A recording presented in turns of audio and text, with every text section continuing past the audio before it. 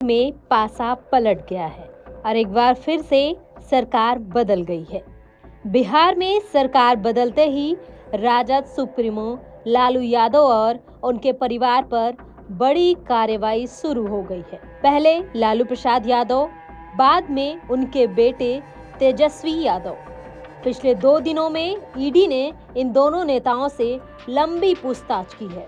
अधिकारियों ने नौकरी के लिए जमीन मामले के कई सवालों से दोनों को घेरने की कोशिश की है। इस कार्रवाई को राजद भाजपा की बदले की राजनीति बता रही है और बीजेपी द्वारा जांच एजेंसियों की दुरुपयोग करने का भी आरोप लगा रही है।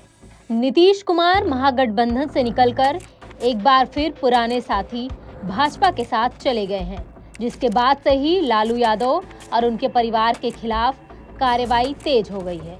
बता दें, 29 तारीख को लालू यादव से 10 घंटे की पूछताछ की गई। इसके बाद उनके बेटे तेजस्वी यादव से 9 घंटे की पूछताछ हुई। ये कार्रवाई लैंड फॉर जॉब मामले में की जा रही है, लेकिन कई लोगों के मन में ये सवाल उठता है कि लैंड फॉर जॉब मामला आखिर क्या है, घोटाला कैसे हुआ और लालू परिवार ही इसमें क्यों घिरा। तो चलिए अब जानते हैं पूरा मामला।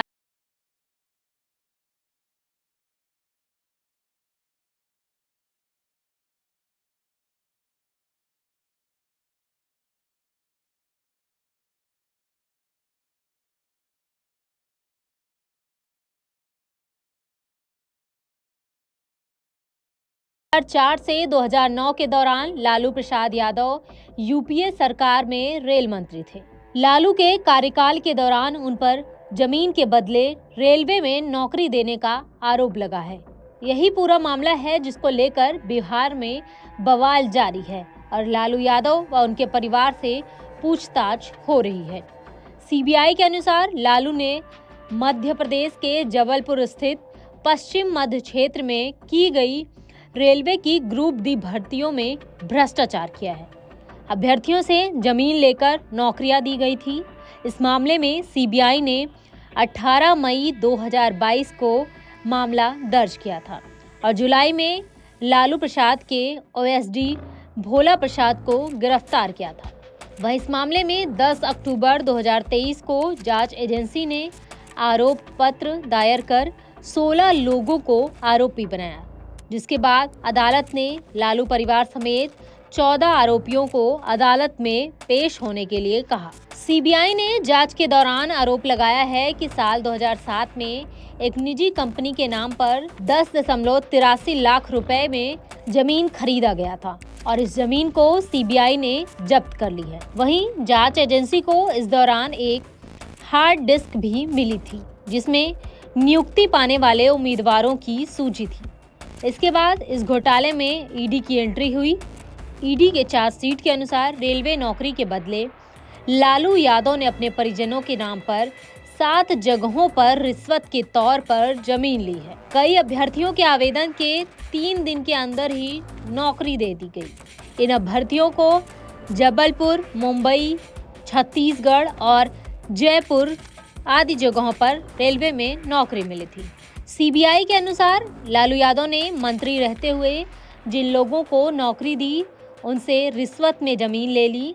लालू ने पत्नी राबड़ी और बेटी मीसा समेत कई परिजनों के नाम पर इन प्लॉट को लिया था। सीबीआई के अनुसार आरजेडी नेता ने नौकरी के नाम पर 12 लोगों से 7 प्लॉट सस्ते में या बिना कुछ दिए हासिल कर लिए। लालू पर आरोप है कि उन्होंने लैंड फॉर जॉब घोटाले में बिहार के लोगों को ही नौकरी दी और करीब 4 करोड़ की जमीन 26 लाख में परिजनों के नाम करवा दी। ये सारे प्लॉट कुल मिलाकर करीब 1 लाख स्क्वायर फीट से भी ज़्यादा थे।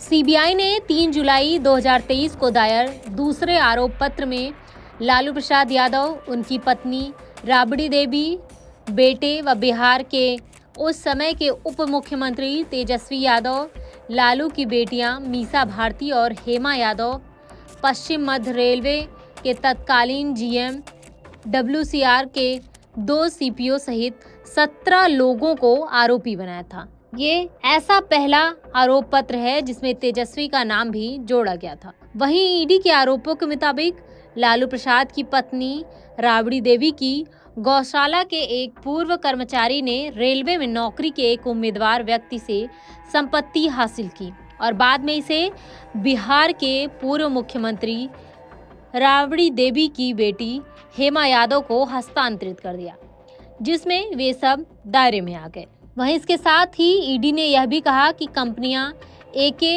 इन्फोसिस प्राइवेट लिमिटेड और एबी एक्सपोर्ट प्राइवेट लिमिटेड फर्जी थीं, जिन्हें लालू परिवार के सदस्यों के लिए अपराध की आय प्राप्त हुई थी।